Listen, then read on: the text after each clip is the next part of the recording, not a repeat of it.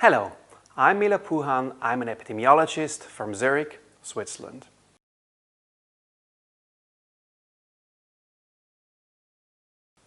I remember November 9, 1989 very well. I was sitting in our classroom in Gymnasium when our teacher entered the room, our German teacher who was originally from Germany, and she was completely overwhelmed and in tears.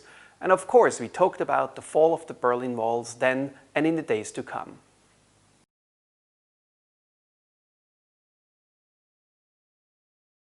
I think I wanted to become a doctor from quite early on, but without having a specific idea about the specialty in mind.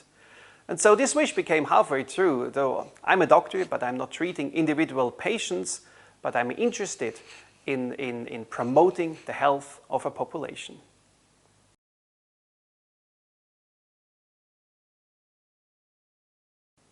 Research is often fragmented, restricted by certain funding mechanisms, and often not well connected to potential users of the evidence. I propose a new model of collaborative, public-privately funded research that is as useful for users of the evidence and to improve population health. Key pillars of this model are common goals, common protocols to pursue these goals, but still freedom for the research partners to pursue their own interests. Other key characteristics of this model are an open science policy as well as a professional governance and project management.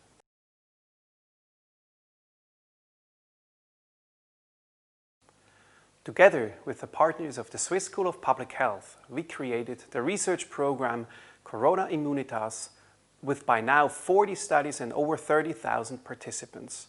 We study in a consistent way and across the entire country the spread and transmission of the coronavirus and the development of immunity. But we also assess the impact of the pandemic more broadly in terms of physical and mental health. And we do this in the general population, but also in selected occupational and vulnerable groups, as well as in particular settings like nursing homes and schools. We would never have been able to create Corona Immunitas in such a short time without this new model of collaborative research.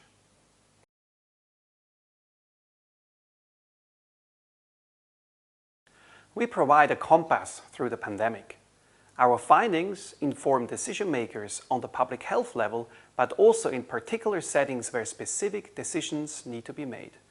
We are not just interested in publishing academic papers, but we want to help society manage this pandemic in a way that the population is protected while minimizing the downsides of drastic measures like lockdowns. For example, we want our parents to live a normal life, not go into isolation, but still be safe. And we want our children to go to school in a safe way.